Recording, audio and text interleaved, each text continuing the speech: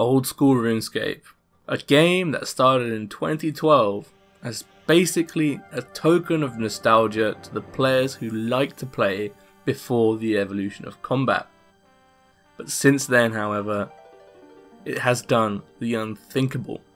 It has completely overshadowed its bigger brother RS3, with almost double the current player base. At the heart of its success is of course the old school team, which just blow our minds with quality update after quality update. Over the past few months, I thought I'd give the game a try, and you know what? I've really enjoyed it. Every update which has been released since the original version of the game has been absolute quality. So today I thought I'd make a video on top 10 OSRS updates that RS3 needs. Now this video has been a compilation of my own experience and feedback I've got from both sets of players, RS3 and OSRS. And before we get started, I just have one request from you guys, and that is to remain open-minded. I've put in so much effort into this video that I just really appreciate it if you'd remain a bit respectful, despite, the kind of tension there is between both games.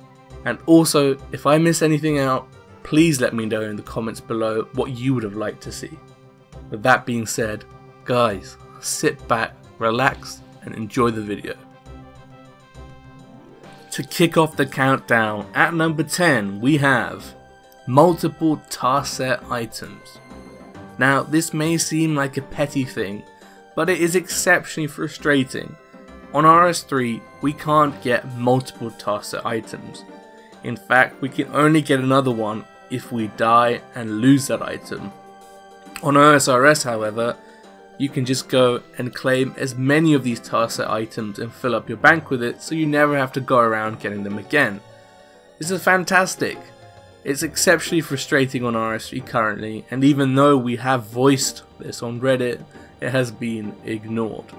Another awesome thing which OSRS has is that every single task set item of that respective region can now be claimed from one person, instead of going to two different people to claim the first set and the second set respectively.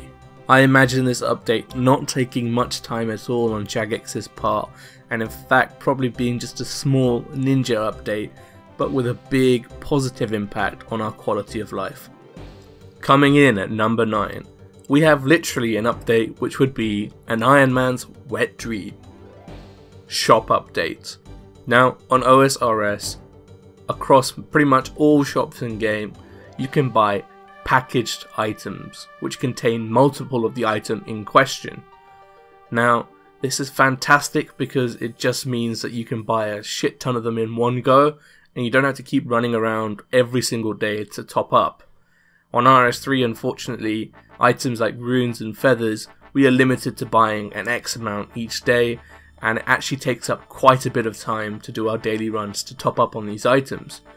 Now this would be a small update, but it would have a massive quality of life impact, and it would reduce daily scape, which is what RS3 apparently wants to do, so I really would love to see this in game.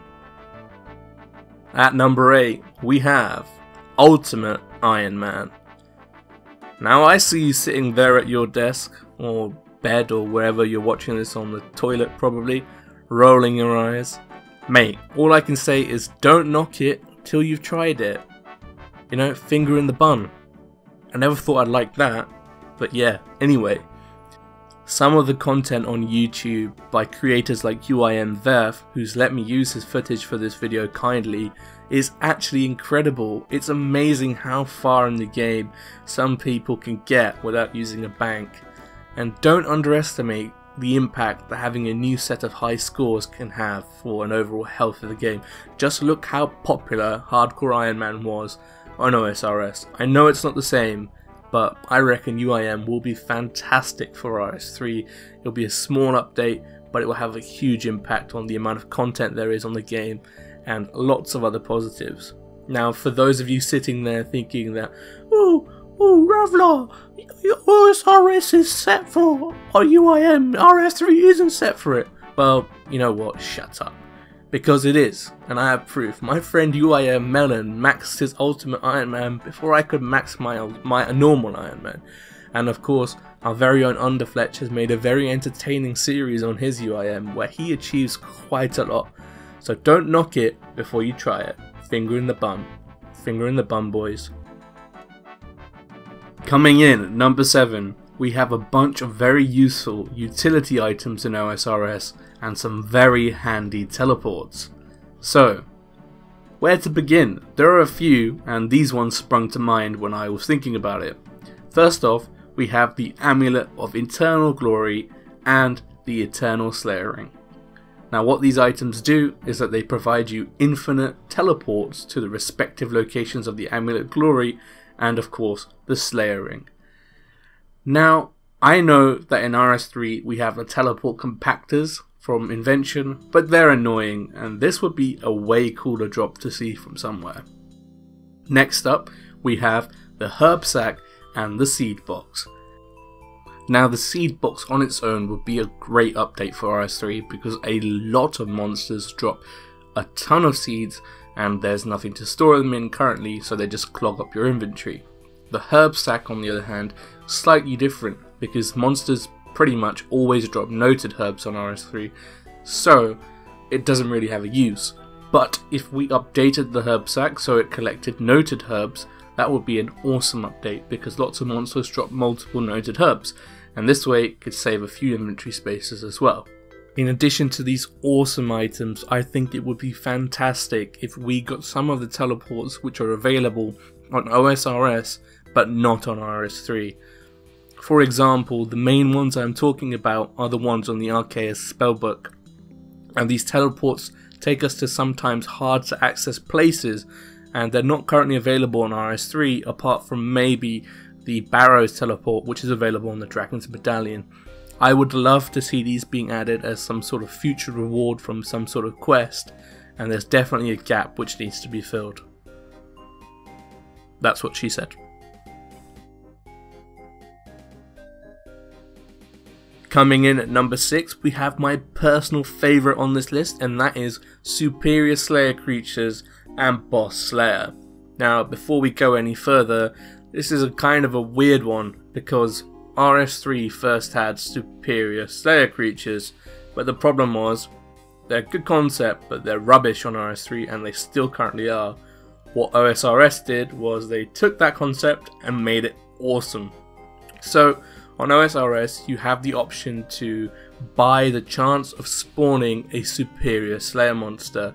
Now the Slayer monster gives you 3 times XP, 3 times rolls on the loot table, and also the main lucrative thing is the access to the super rare drop table, which is only accessible through superior monsters, which allows you a chance at the Imbued Heart or the Eternal Slayer Gem. Now these are very lucrative items and you can only get them from killing Superior Slayer creatures, which is what makes them so valuable. Now with this update, every time a superior creature spawns in OSRS, people get really excited because they have a chance to make bank.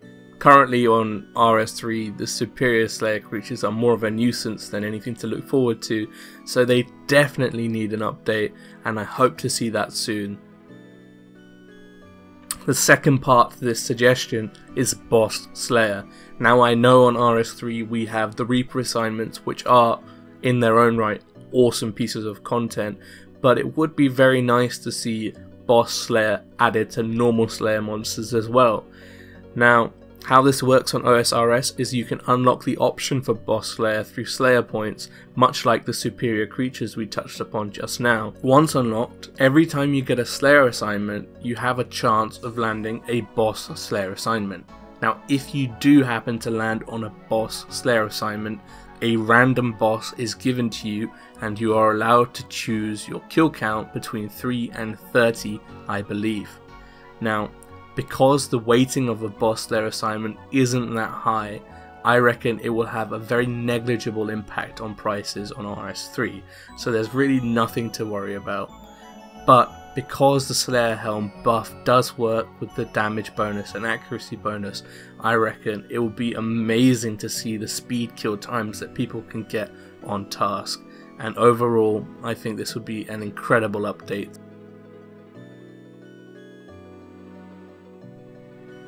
Coming in at number 5 was a very popular suggestion of Rooftop Agility.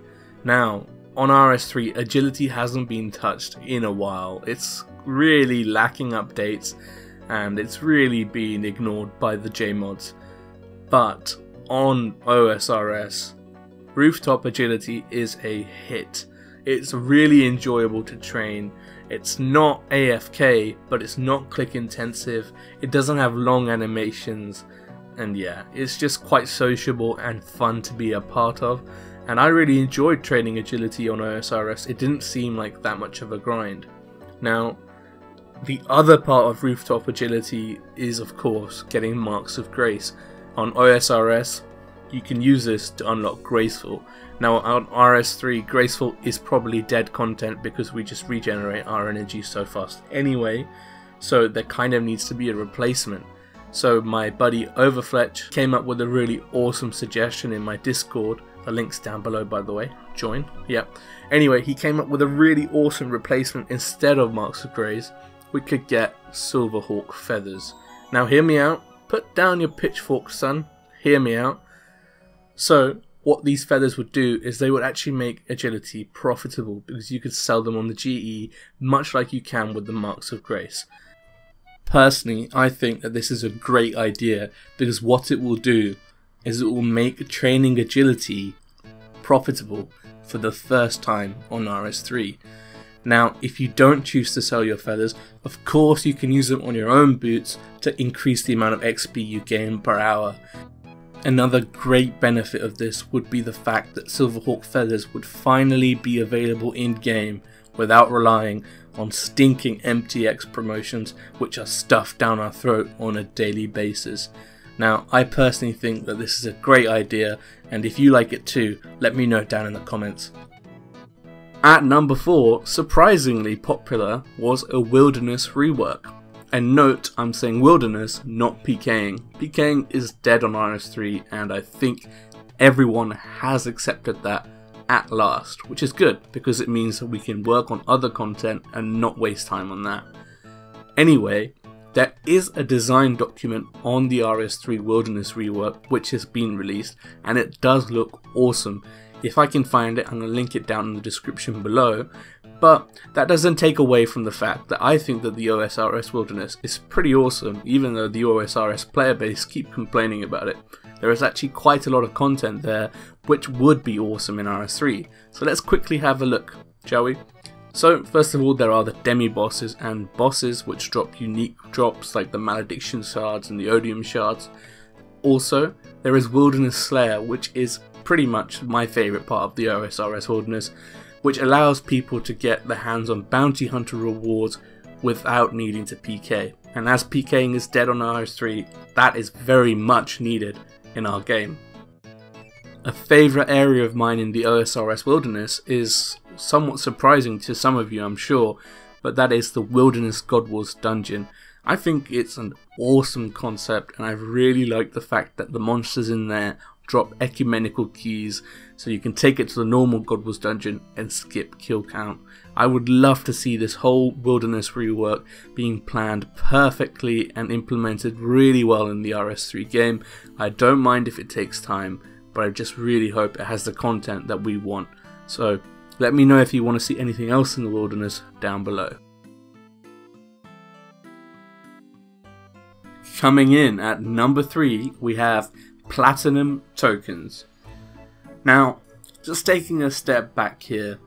Now, I'm sitting here in June 2018 and I'm shaking my head. I can't believe that this has not been resolved in one way or another on RS3. How is this still an issue? It is mind-boggling. For those that don't know what I am talking about, I'm talking about after you get max cash on RS3, if you want to save up some more cash, people normally do it in the form of spirit shards. Now, spirit shards can be bought from any summoning store for 25 GP each and sold back for the same price. So basically, it's just like cash, but 1 shard is equal to 25 GP. Now this is hideously annoying and extremely frustrating because it's just an unnecessarily complicated process, and sometimes I know people that have got scammed because they can't do maths properly. Now we want to try and take that out of the game, and that's exactly what OSRS have done. They have a fantastic system of platinum tokens. All you need to do is use money on the banker and they exchange each 1k for 1 platinum token. This is super easy to do it. If you want to change back your platinum tokens to money, all you do is use that token on the banker. Exceptionally convenient, very easy to keep track, and every monkey in the world knows the 10 times table, so I doubt that anyone will ever get scammed like this if such a system is implemented. Overall, it's just far cleaner and a lot easier to use, and it's an update which our game desperately needs, and I really hope that something is done about it sometime soon. Now, before we get into the top 2, I have a few bonuses which nearly made the cut, but just narrowly missed out. So, without further ado, let's go through them. First up, on OSRS, if you complete the desert hard tasks, you get access to some lady in Nada which will make you some unfinished potions. Now, this was an exceptionally requested update from everyone I spoke to, but as there is an invention machine for this, I didn't really think it was a needed update. Also, next to this lady is a little boy who will grind anything you give to him. It sounds exceptionally dodgy, but it can be useful for things like crushed nests. Another awesome update which I would love to see come to RS3 is a very small and simple one, and that's the construction perk.